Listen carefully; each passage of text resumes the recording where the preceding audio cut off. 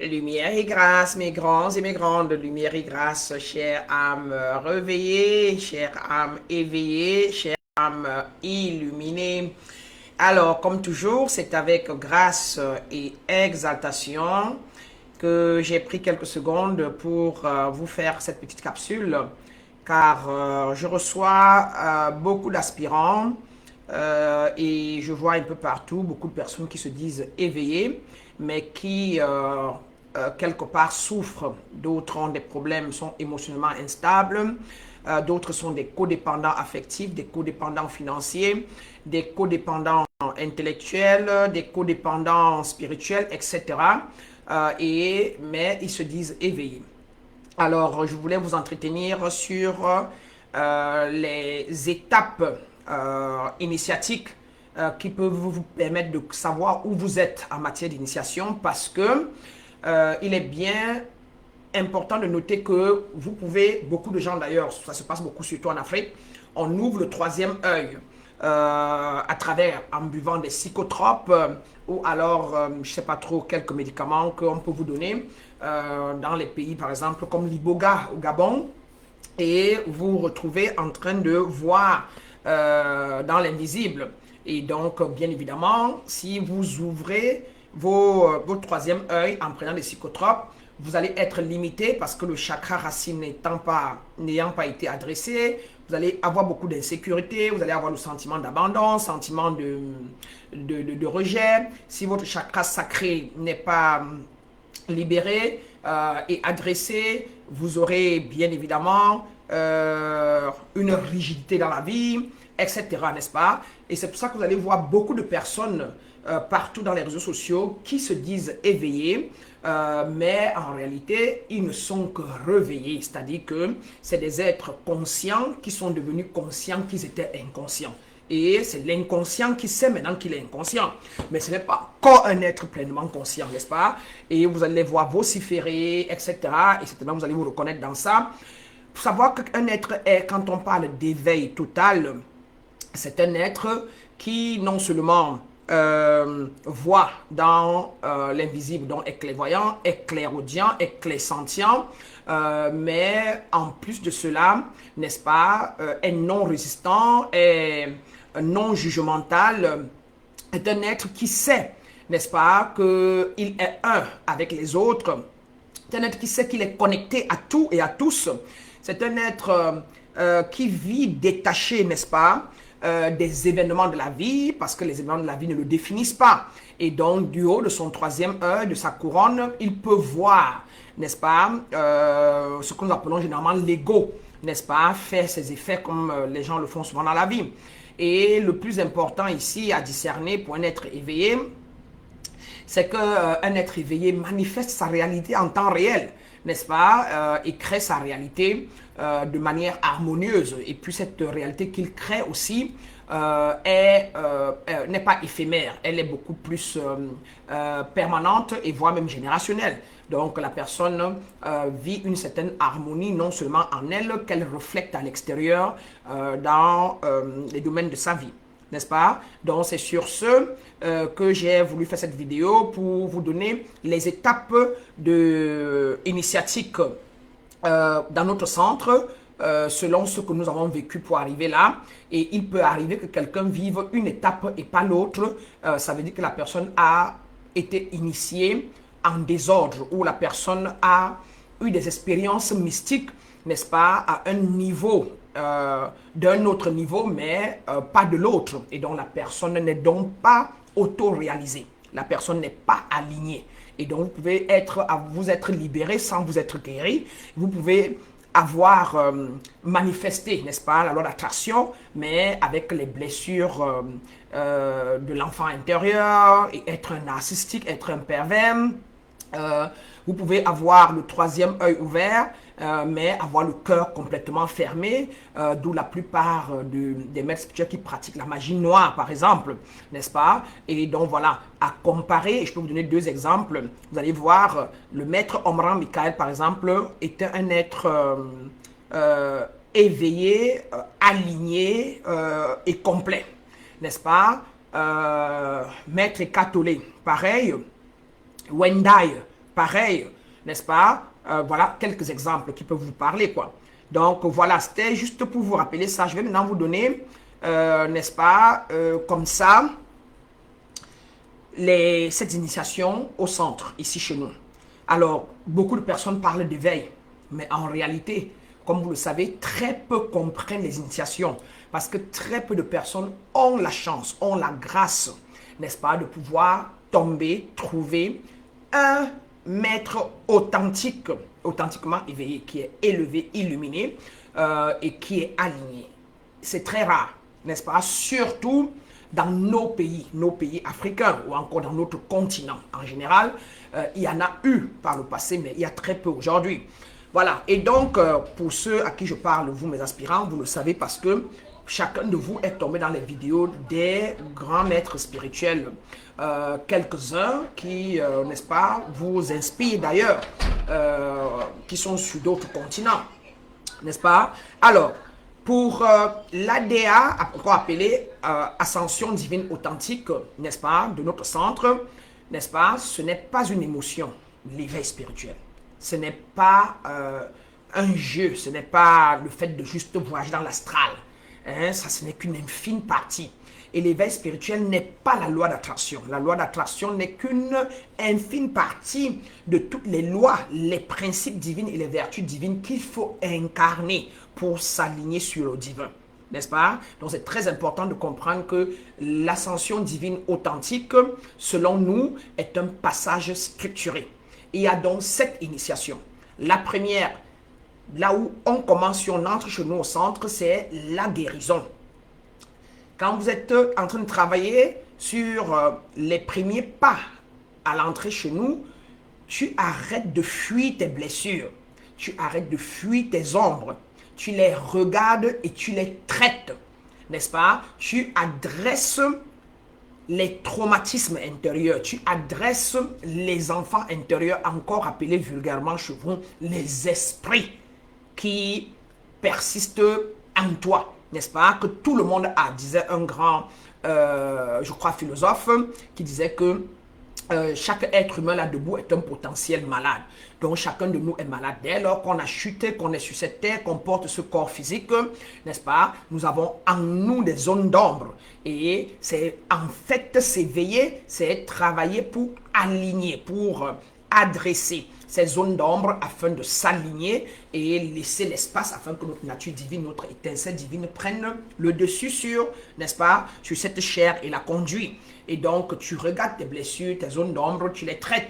Par exemple, comme zone d'ombre, vous pouvez remarquer que vous avez le sentiment d'abandon, le sentiment d'être rejeté, n'est-ce pas? Les émotions instables, voilà, vous manquez de clairvoyance, vous manquez de clairaudience, vous manquez de clairsentience, vous n'êtes pas assez imaginatif, vous n'êtes pas assez créatif.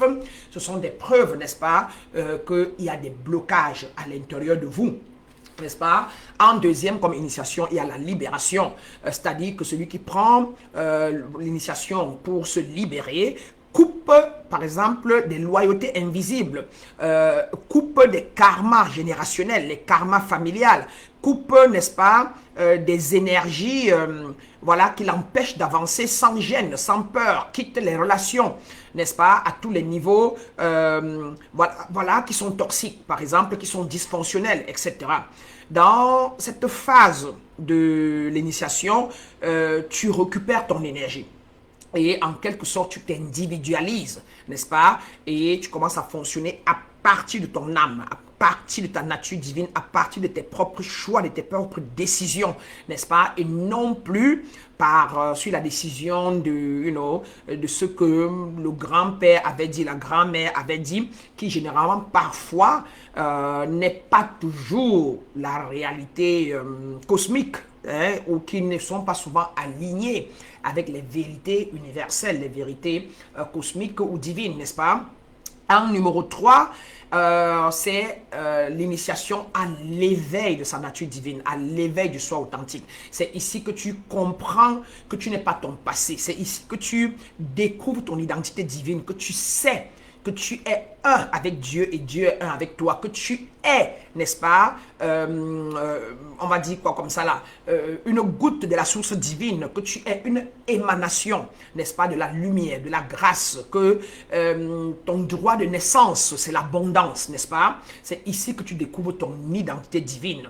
Et c'est à partir d'ici que tu commences à comprendre ton ego et tu peux maintenant te positionner dans ta nature divine et observer ton ego simultanément jouer. Et donc, voilà, tu te retrouves dans une dimension un peu plus supérieure à ta dimension égoïque. En quatrième initiation, c'est ce que nous appelons initiation à l'élévation. Ici, tu changes d'environnement. C'est-à-dire que tu es la même personne qui est debout qu'on voit, mais tu changes, tu pars de la dimension 3 pour la dimension 4 ou de la dimension 4 à la dimension 5, etc. Tu élèves tes vibrations intérieures de par la loi de la vibration, n'est-ce pas? Tu élèves tes fréquences à l'intérieur. Tu passes d'un royaume bas à un royaume haut. Tu passes d'une dimension 3 ou 4 à une dimension 4, 5, 6 ou 7. Tu passes d'une dimension ou encore, si tu veux, d'une fréquence moyenne à une fréquence plus haute. N'est-ce pas? Tu changes donc dans la vie physique de standard. Tu changes d'environnement et tu commences à manifester, à attirer des choses. Tu ne poursuis plus, n'est-ce pas, la vie, tu ne cours plus, tu ne survis plus. Mais à ce niveau, tu commences à manifester, à faire venir à la vie, à créer, à matérialiser, à cristalliser, n'est-ce pas, ce dont tu as besoin ou ce que les gens ont besoin pour pouvoir vivre, n'est-ce pas, parce que tu es entré dans une fréquence différente, ce que vous appelez souvent dans la fréquence des anges, et les anges étant ici des sphères énergétiques, n'est-ce pas, des degrés un peu plus élevés où il y a moins de dualité. Hein, tu deviens beaucoup plus moins duel et donc moins résistant, moins jugemental et donc du coup, voilà, tu fonctionnes comme les fleurs dans la nature, comme l'arbre dans la nature qui se laisse emporter et donc et la nature donc t'apporte ce dont tu as besoin pour pouvoir fonctionner sur le plan terrestre et on dit donc qu'à l'intérieur de toi, tu es dans la dimension 7 ou 5 ou 6, mais tu vis, n'est-ce pas, sur le plan terrestre parmi les hommes bien qu'étant en toi dans la dimension 6, 7 ou 8. En cinquième, c'est la phase de la manifestation. Ce n'est plus de la prière, hein, n'est-ce pas? C'est de l'alignement structuré. Ici, en toi, tu as un contenant, n'est-ce pas, qui peut recevoir ce que tu veux, ce que tu désires. Tu es structuré à l'intérieur et donc du coup, ce que tu désires, tu émets et bien évidemment, ça ne tarde pas, tu ne tardes pas à synchroniser. Et généralement, ici, tu as des prémonitions quand tu émets, n'est-ce pas, ce que vous appelez prière, mais que nous appelons évocation ou invocation. Quand tu l'émets, tu restes en attente, en observation des signes. Et puis, généralement, sans tarder, quand le reste, les 4 autres ont été bien adressés, initiation, quand tu es dans la cinquième, tu manifestes en temps réel. Donc, voilà pour la cinquième dimension. Alors, pour la sixième, quant à elle, c'est, n'est-ce pas, on appelle ça l'initiation à l'illumination, n'est-ce pas, l'initiation pour l'ouverture de ton troisième œil. Les autres ayant été ouverts, maintenant, on peut te permettre, on peut t'initier, te guider pour que tu vois clair, pour que tu discernes. Entre le monde de l'ego et le monde, n'est-ce pas, divin. Pour que tu comprennes la vie autrement, de la manière la plus véridique, n'est-ce pas, de la manière la plus sage, n'est-ce pas, et donc tu deviens clairvoyant, tu deviens clairsentient, hein, et voilà, tu vois ce que les autres ne voient pas, la même chose qui se passe pendant que d'autres trouvent et pleurnichent, tel est mort, oh mon Dieu, etc. Toi, tu regardes le même corps couché au sol et tu vois l'âme de la personne, tu vois s'il sourit ou s'il est fâché, et tu peux transcender, transmuter, n'est-ce pas, l'état de cette personne. L'idée, si la personne te demande l'aide, tu peux lui envoyer des énergies, des fréquences élevées qui peuvent permettre que la personne, n'est-ce pas, quitte peut-être les fréquences basses, n'est-ce pas, et probablement transitionne dans des espaces plus élevés. Donc, voilà un peu pour la sixième initiation. Alors, parlant de la septième initiation, là, c'est le rayonnement. C'est plus ou moins ce que je vis aujourd'hui. Dans le rayonnement, tu ne forces plus. Ta présence parle. n'est-ce pas? Tu transmets des codes de lumière, tu transmets des codes énergétiques, tu transmets des codes de vérité, n'est-ce pas? Et si vous voulez reconnaître un être vraiment illuminé et qui a vécu toutes les initiations, n'est-ce pas? La personne généralement est paisible, est non jugementale, est non résistant, est parce que connaître la spiritualité, être guéri, veut dire que on sait maintenant dorénavant qu'on est connecté à tout, on sait qu'on est tout et on sait qu'il n'y a pas de race, n'est-ce pas? Dans l'esprit, dans l'énergie, il n'y a pas de race, il n'y a pas de couleur, n'est-ce pas? Voilà, par exemple, ce que j'émets là comme parole, qui est l'éther akashique qui sort de moi, elle se répand partout et c'est cette même air que vous inspirez et que vous retransmettez et que j'inspire. C'est ça notre nature divine, voyez-vous? Et donc, quand un être qui a pu faire ce travail de nettoyage, de purification, d'élévation et de connaissance qu'il a appliqué et pratiqué, il a la compréhension et en mettant la compréhension et la connaissance ensemble, on finit par être nanti de sagesse. Et étant nanti de sagesse divine, cela voudrait qu'un être nanti de sagesse divine ne fonctionne que du haut de sa septième dimension et plus. Donc rayonne. Et donc du coup, parce qu'il a vécu toute cette dimension, quand il regarde n'importe qui, n'importe quoi, il voit avec ses yeux, son troisième œil, et il comprend le monde. Et donc du coup, il ne saurait être jugemental. On dit donc qu'il est devenu non-duel. Et cet être vit généralement 24 heures sur 24 dans la béatitude totale, dans la paix totale. Cette personne vit, n'est-ce pas, une vie de plénitude totale, vit dans la compréhension 24 sur 24 et on dit donc de la personne qu'elle est, ou il est non-duel, la non-dualité. Et vous pouvez donc reconnaître cette personne par cette manie, n'est-ce pas, de comprendre tout, de savoir pourquoi quoi, et de respecter tous les êtres, de respecter tout. Parce que la personne sait et devient tout avec le tout. Comme disait le grand frère Jésus, n'est-ce pas, la personne aime sans condition tout. Et la personne généralement attire tout le monde. Parce que la personne, l'être authentiquement illuminé, authentiquement rayonnant, n'est-ce pas, et attire tout genre, toutes les personnes de tous bords, les personnes, les hommes d'État, hommes politiques, les athlètes, les célébrités, attire toutes les religions, n'est-ce pas? Parce que cette personne n'appartient plus, elle n'appartient pas à une religion particulière, elle n'est pas divisible, elle ne sépare pas et elle est compréhensive. Voilà un exemple, c'est Sadhguru, n'est-ce pas? On a Sadhguru, on a le grand maître Omran Mikhaël Ivanov, mon père, qui m'a guidé de l'autre côté et qui est toujours là avec moi quand j'ai des questions dans l'invisible. Et puis le grand frère Jésus, dont on va dire comme ça son égrégore, qu'il ait existé ou pas, n'est-ce pas, c'est un égrégore qui a été nourri au fil des siècles, comme un égrégore d'amour sans condition, comme un égrégore non jugemental, de compréhension. Et donc ceux qui croient à cet égrégore-là, s'ils pratiquent, ils peuvent bien évidemment finir par devenir un ou une avec leur nature divine. On a le grand Eckhart Tolle, on a Wendell, par exemple, et puis il y a plusieurs autres êtres illuminés, comme ça dans le monde. Vous pouvez taper, par exemple, dans Google, de vous donner les 100 personnes illuminées authentiquement au 21e siècle, et vous en aurez la liste. Et vous verrez comment ils ont vécu, comment ils ont fonctionné. Les êtres illuminés ou qui rayonnent évaluent la vie. Les êtres éveillés, illuminés authentiquement, qui ont fait le travail sur eux, n'est-ce pas, comme mon père aussi spirituel, Michael Bernard Burkut, de Agapé, du centre Agapé en plein Beverly Hills, n'est-ce pas? C'est le non-jugement, c'est la compréhension, c'est l'amour, c'est la non-résistance. Voilà, on sait que le plan terrestre a le droit, est là pour regorger les égaux. Et donc, nous, quand on se retrouve sur ce plan et qu'on a la grâce de s'illuminer, de rayonner authentiquement, c'est pour ça qu'on parle de grâce et c'est pour ça qu'on parle de 0,01% de personnes qui réussissent sur le plan de la troisième dimension à être illuminées.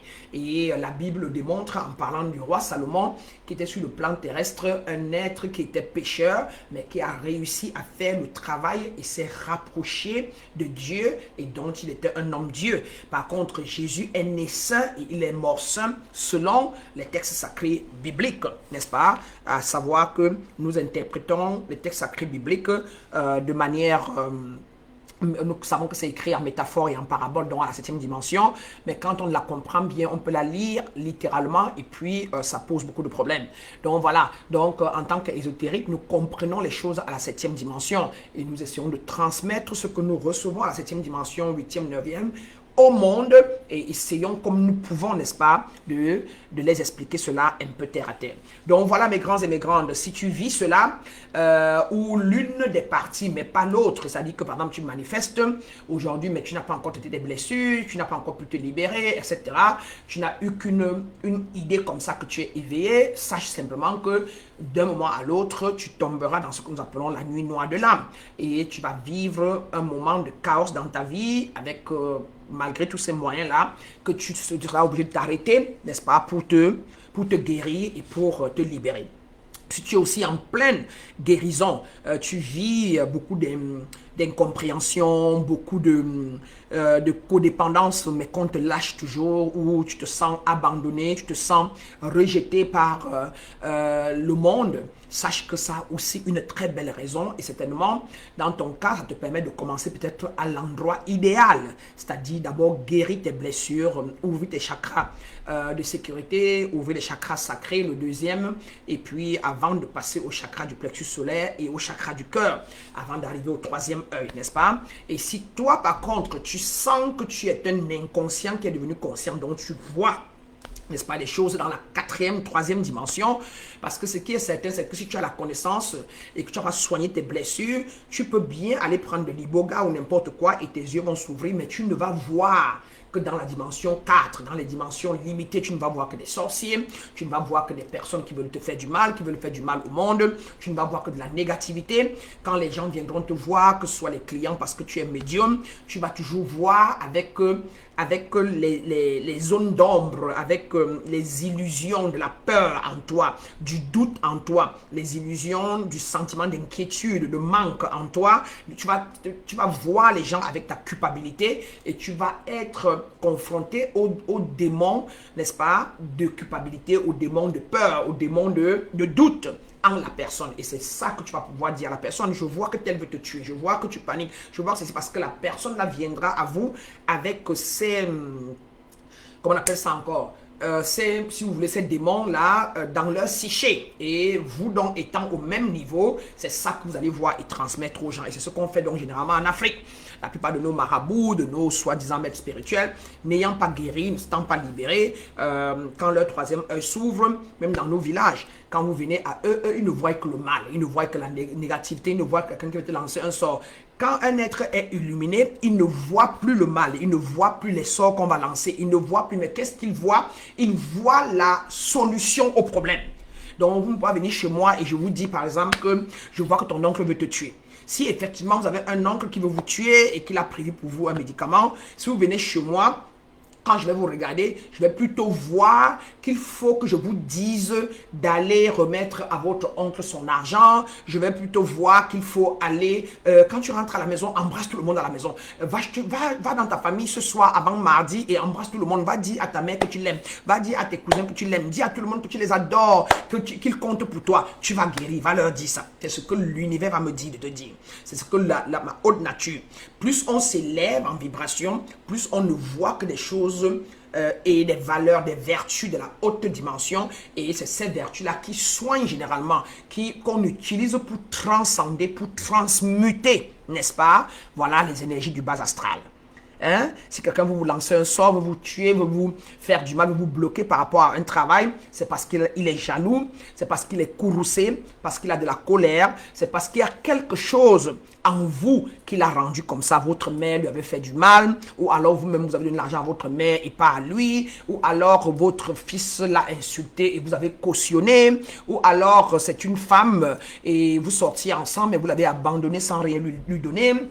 Alors, si vous vous sentez mal et vous dormez la nuit, vous la voyez peut-être vous suivre, vous poursuivre et vous venez me voir, quand je vais regarder, quand je vais vous regarder, vous observer, et je vais commissionner ma nature divine à dialoguer avec votre nature divine va me dire que pour qu'elle puisse vous protéger, vous couvrir, elle a besoin de l'amour ou de quoi que ce soit. Et quand je vais vous le transmettre, de le faire, quand vous allez partir dire à toute votre famille que je vous aime, à votre ex-femme, pardonne-moi pour hier ou bien pour il y a 6 mois, je vois que je vais commencer à te verser les 10 000 ou les 5 000, etc. Quand la femme reçoit ça, elle va abandonner. Elle va abandonner ce qu'elle avait entrepris de faire sur vous, n'est-ce pas? Et sans vous dire qu'elle voulait vous faire ça. Donc voilà la différence. Hein, plus on s'élève, plus on devient un transmutateur d'énergie, donc un alchimiste ou un alchimiste conscient. Voilà mes grands et mes grandes.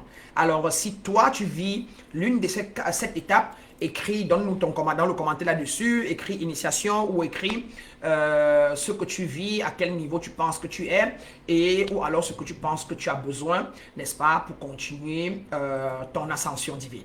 Voilà. Il n'y a pas de jugement à se faire. Lumière et grâce. Maître Brana. Bien de choses.